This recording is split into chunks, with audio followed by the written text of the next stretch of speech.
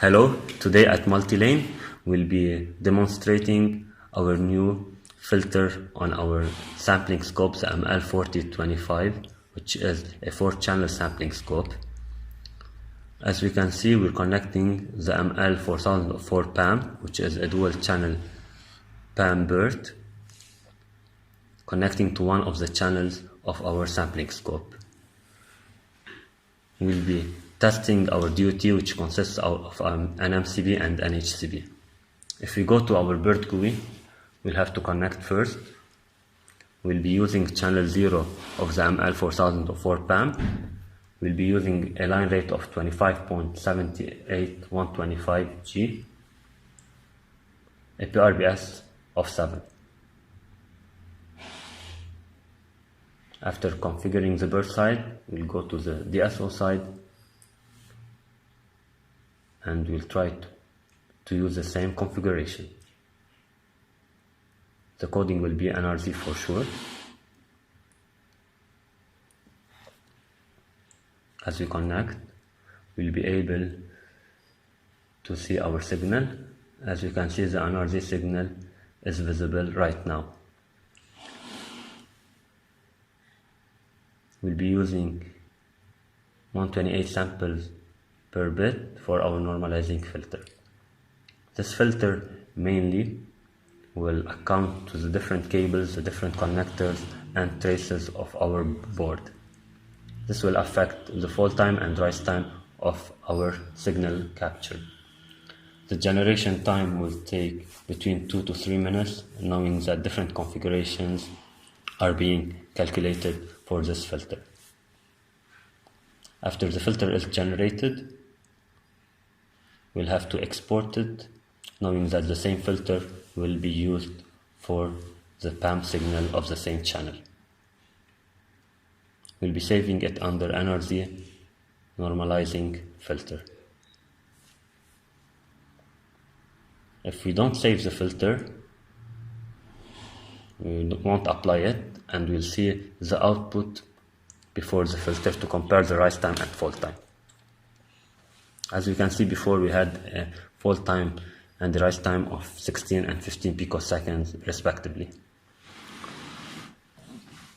After loading the filter again, the fall time and rise time will go below 9 picoseconds. As you can see, we have some non-linearities on the 0 and 1 level, so we'll have to add a Bessel-Thompson filter of order 4. We'll try to select the adequate percentage of bandwidth for our signal. As we can see, the fall time and rise time will be affected a bit using this filter.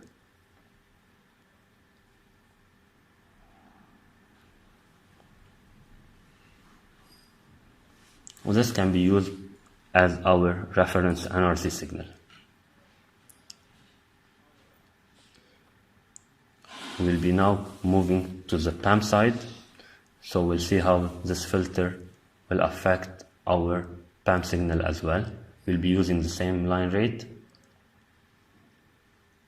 The amplitude used in our bird isn't calibrated, so it is used for demonstration purposes only. If we go to the lowest amplitude range,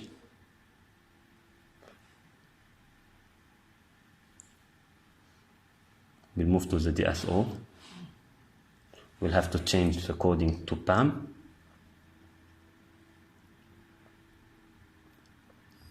Using the same settings for sure.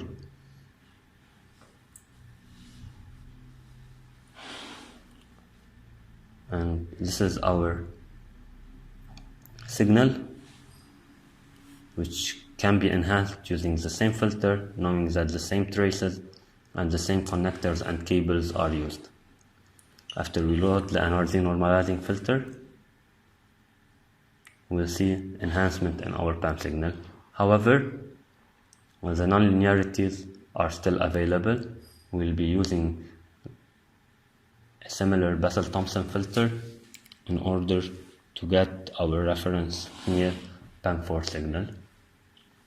Please note that whenever we increase the amplitude, we'll be providing a better PAM4 signal, as we'll be seeing in a few seconds.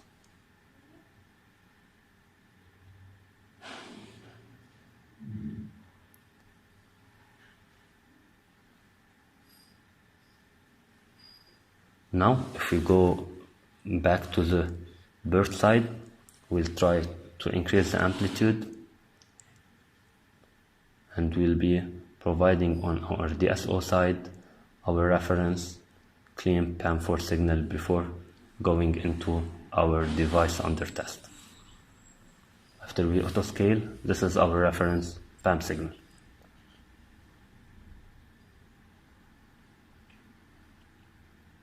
Using the same filter, normalizing, and the Bessel-Thompson.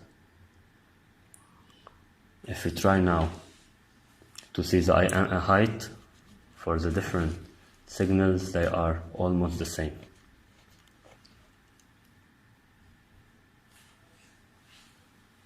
Connecting now our DUT. Our DUT is composed of a model compliance port and the host compliance port. As we can see, we're only connected to the MCB in this video if we're using a loopback model. However, in our further testing, we'll be connecting one side to the MCB and one side to the HCB.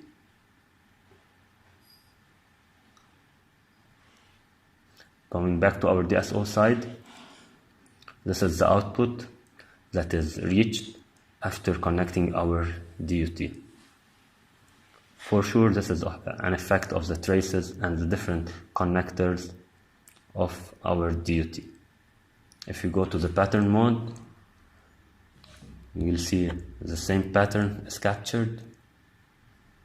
However, if we go to the S parameters, we'll try to see the loss at Nyquist that will account for our DUT, which is minus 4.3 dB. Thank you for your time.